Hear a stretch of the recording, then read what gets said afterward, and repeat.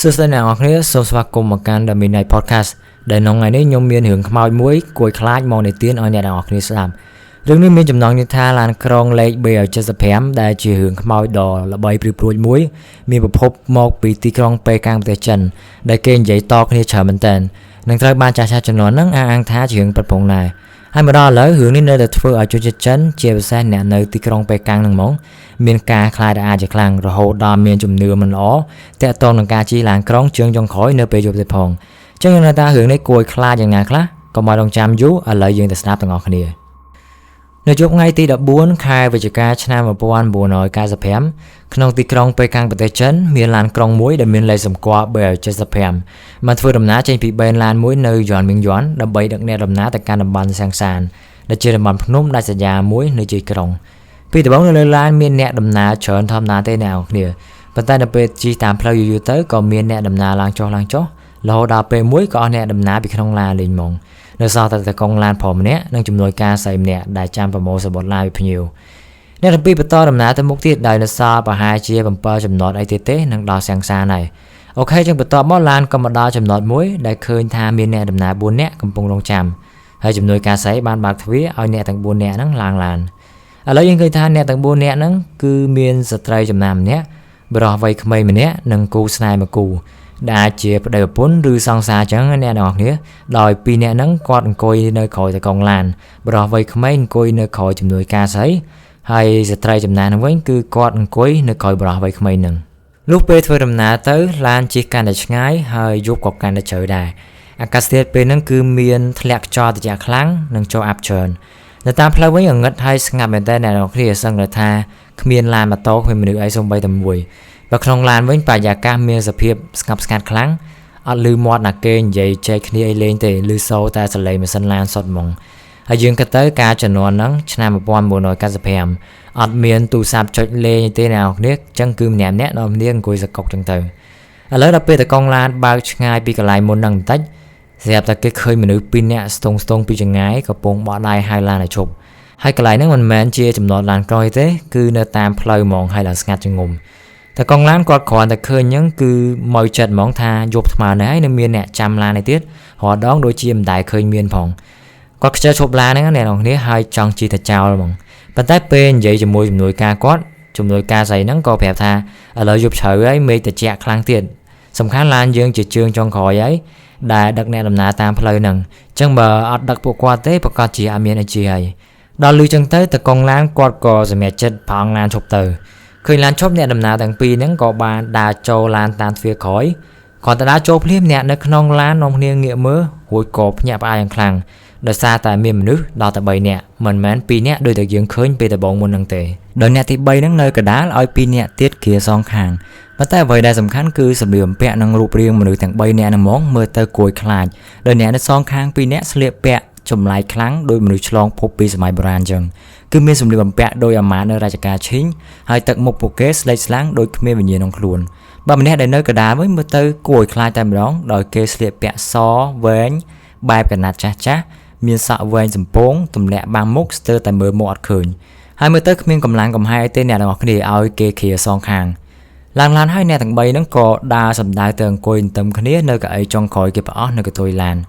ឥឡូវនៅក្នុងឡានអ្នកដំណើរម្នាក់មានទឹកមុខអត់សូវស្រួលទេជាពិសេសស្ត្រីចំណាស់ហ្នឹងហ្មងចាប់អារម្មណ៍ឃើញអញ្ចឹងជំនួយការស្រីហ្នឹងក៏និយាយល្មមតែលឺនៅម្ដុំខាងមុខអញ្ចឹងណាដើម្បីប្រឡប់បរិយាកាសថាប្រហែលនៅចិត្តហ្នឹងមានគេថតរឿងបុរាណហើយនាំគ្នាផឹកដល់យប់ជ្រៅទាំងអត់បានដូរសម្លៀកបំពាក់ឲ្យមើលតែប៉ែមួយកដាហ្នឹងដឹងហើយស្វឹងនឹងជោគប៉ុន្តែម្នាក់នៅតែខ្លាចអញ្ចឹងលុះមកដល់ចំណតឡានក្រុងបន្ទាប់គូស្នេហ៍មួយគូហ្នឹងក៏បានមកដល់កន្លែងគេទៅចុះអញ្ចឹងឡានក្រុងក៏ដាក់ឲ្យអ្នកទាំងពីរនាក់ហ្នឹងចុះទៅដូច្នេះឥឡូវសល់តែអ្នកដំណើរ5នាក់ទេឡានចេះតែបន្តដំណើរទៅមុខហើយស្ត្រីចំណាស់នោះចេះតែលួចកលេសទៅមើលអ្នកដំណើរដ៏ចម្លែកទាំង3ដែលអង្គុយស្ងៀមអត់មានមាត់កឲ្យមួយម៉ាត់នៅក្រោយហ្នឹង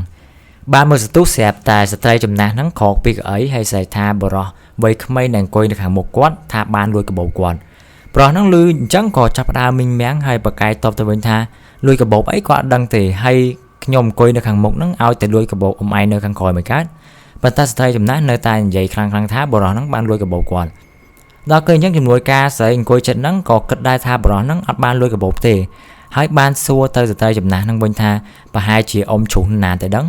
ងអ នឹងនៅតែស្ដាប់ទៀតហើយនិយាយដដែលថាគេលួចកាបូបគាត់រួចហើយគាត់បន្តថាអត់កើតទេតិចទៀតដល់ចំណតខាងមុខឈប់ឡានភ្លាមគាត់ត្រូវតែនាំបរិះហ្នឹងទៅប្តឹងប៉ូលីសចេញឆ្លោះផ្កាយគ្នាបានមកសន្ទុះឡានក៏មកដល់ចំណតបន្ទាប់ស្ត្រីចំណាស់ដល់កន្លែងចុះគាត់ក៏ចាប់ទាញបរិះវ័យក្មេងចេញពីលើឡានបដាឆ្លោះគ្នាបដាតែកងឡានដល់ឃើញវ៉ាអញ្ចឹងអត់ចង់ពាក់ព័ន្ធក៏បញ្ញាបិទទ្វារហើយចេញឡានបាត់ទៅបរិះវ័យក្មេងពេលហ្នឹងខឹងខ្លាំងមែនតើអ្នកនរគ្នាព្រោះនៅសុកមកចោទគាត់ថាចោលលួចកាបូបហើយទាញគាត់ចុះពីលើឡានទៀតឥឡូវអត់មានឡានជិះទៅមុខទៀតទេភ្លាមគាត់ស្រែកសួរទាំងក្តៅក្រហាយថាណាប៉ោះប៉ូលីសនាំគ្នាទៅប្តឹងឥឡូវទៅឲ្យដឹងសខ្មៅស្ត្រីចំណាស់លឺហើយអត់តបហើយនៅឈរស្ងៀមសម្លឹងមើលឡានក្រុងលេខ375បើកទៅឆ្ងាយរហូតដល់លេចចូលក្នុងអាប់បាត់រួចទើបគាត់តបទៅវិញទាំងតែហេបទៅហប់ថាគ្មានប៉ោះប៉ូលីសអីនៅនឹងទេយើងនាំឯងចេញពីលើឡានបែបនេះគឺដើម្បីជួយជីវិតឯងហ្នឹងហើយបរិះហ្នឹងលឺអញ្ចឹងគាត់អត់យល់ក៏ធ្វើមុខលេលើទាំងខឹងផងឆ្ងល់ផងគាត់ក៏បានសួរទៅវិញថាហើយជួយជីវិតគាត់រឿងអីទើបស្ត្រីចំណាស់តបទាំងផិតភ័យថា3នាក់អង្គុយខាងក្រោយហ្នឹងមិនមែនជាមនុស្សទេគឺជាខ្មោចគាត់បន្តថាការនៅលើឡានពេលគាត់លួចកលេចទៅក្រោយមានខ្យល់បក់ចូលតាប្អួយហើយប៉ើងក៏អាវវែងហ្នឹងទៅស្រាប់តែឃើញពួកវាអត់មានជើងទេលឺបែបនេះបរិះវ័យក្មេងចាប់ផ្ដើមព្រឺក្បាលខ្ញាក់ហើយឈរកាំងដោយភាពតក់ស្លុតបន្តមកពួកគេក៏បានទៅប្តឹងប៉ូលីសអំពីរឿងដ៏គួរខ្លាចហ្នឹងដល់ពេលនិយាយប្រាប់ប៉ូលីសទៅប៉ូលីសអត់ជឿទេអ្នកនរគ្នាហើយគេបានឲ្យគាត់នាំគ្នាទៅផ្ទះវិញសិនទៅប៉ូលីសនឹងចាត់ការរឿងហ្នឹងប៉ុន្តែថាពិតអត់បានសរសេររបាយការណ៍ដើម្បីស៊ើបអីទេដោយគិតថាវាជារឿងផ្ដេសផ្ដាសប៉ុណ្ណោះប៉ុន្តែស្រាប់តែនៅពេលផឹកបន្ទាប់ថ្ងៃទី15ខែវិច្ឆិកាខាងបេនឡាននៅសាំងសានហ្នឹងអត់បានឃើញឡានក្រុងលេខ375មកដល់បេនទេអ្នកនរគ្នាដល់ចឹងទៅប៉ូលីសក៏បានផ្សព្វផ្សាយព័ត៌មាននិងរាយការណ៍ទៅប៉ុស្តិ៍ប៉ូលីសផ្សេងទៀតដែលឡានហ្នឹងបានជិះកាត់ដើម្បីឲ្យជួយស៊ើបដំណឹងនេះបានលេចលឺដល់ស្ត្រីចំណាស់និងបរិះវ័យក្មេងហើយពួកគេក៏បានទៅប៉ុស្តិ៍ប៉ូលីសដើម្បីទៅបំភ្លឺបន្ថែមនិងបានផ្ដល់បទសម្ភាសន៍ទៅប៉ុស្តិ៍ទូទួលផងដែរដែលបានធ្វើឲ្យរឿងរ៉ាវដ៏ព្រឺព្រួចអំពីឡានក្រុងលេខ375ហ្នឹងបានដឹងឮពេញទីក្រុងប៉េកាំងតែម្ដងក្រោយមកនៅថ្ងៃទី16ខែវិច្ឆិកាគេក៏បានរកឃើញឡានក្រុងហ្នឹងធ្លាក់នៅក្នុងទន្លេហើយនៅពេលគេស្ទូចឡើងយកមកធ្វើកសោវិច័យវាបានធ្វើឲ្យក្រុមប៉ូលីសនិងគ្រូពេទ្យមានការភ្ញាក់ផ្អើលនិងរន្ធត់ជាខ្លាំងគឺគេរកឃើញថាមានសាកសពមនុស្ស5នាក់ដែល2នាក់ជាសាកសពរបស់តកងឡាននិងជំនួយការស្រីទំនងជាស្លាប់ដោយសារលង់ទឹកទន្លេប៉ុន្តែសាកសព3នាក់ទៀតគេមិនអាចកំណត់អត្តសញ្ញាណបានថាជាអ្នកគេទេហើយអ្វីដែលចម្លែកខ្លាំងនោះគឺសាកសពទាំងនោះមានសភាពស្អុយរលួយខ្លាំងជាងសាកសព2ទៀតមើលទៅដូចជាបានស្លាប់ហើយរាប់អាទិត្យរាប់ខែចឹងអ្នកនរគ្នាទាំងដែលហេតុការណ៍ហ្នឹងទើបតែបានកើតឡើងពី3ថ្ងៃប៉ុណ្ណោះ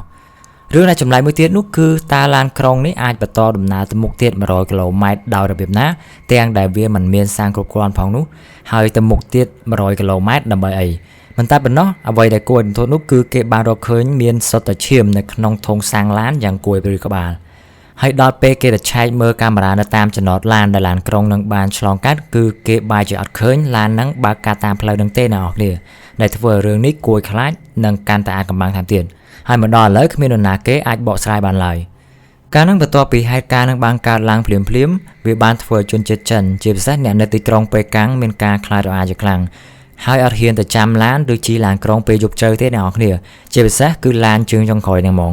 ទោះមកដល់ឥឡូវក៏នៅតែមានគេនិយាយរឿងនឹងតគ្នាដែរដែលបានធ្វើឲ្យវាខ្លាចជារឿងខ្មោចដ៏ល្បីមួយដកជាប់ក្នុងចិត្តជនជាតិចិនរហូតមកដល់បច្ចុប្បន្នអូខេចឹងរឿងនេះចប់តែប៉ុណ្្នឹងហើយចូលអ្នកនរគ្នាវិញយល់មិនដែរកុំភ្លេចខមមិនខាងក្រោមហើយនេះជាលើកទី1ហើយដែលខ្ញុំនិទានរឿងខ្មោចនិងនិយាយជាលក្ខណៈ podcast អញ្ចឹងសង្ឃឹមតែអ្នកនរគ្នាចូលចិត្តហើយ subscribe ខ្ញុំម្នាក់មួយផងដើម្បីឆាប់ទទួលបានរឿងថ្មីមួយទៀតបើសិនអ្នកនរគ្នាមានរឿងខ្មោចដែលជាបទពិសោធន៍ជួបផ្ទាល់ឬក៏ឮពីចាស់បងប្អូនមិត្តភ័ក្តិអីចាំផ្ញើមក TikTok ខ្ញុំមកអ្នកនរគ្នាខ្ញុំនឹងយកមកនិទានចែកគ្នាយើងស្ដាប់ទាំងអស់គ្នាអូខេអរគុណដែលបានស្ដាប់ The Midnight Podcast ហើយ Day សួស្ដីសម្រាប់អ្នកដែលស្ដាប់មុនគេងជួបគ្នាវីដេអូក្រោយ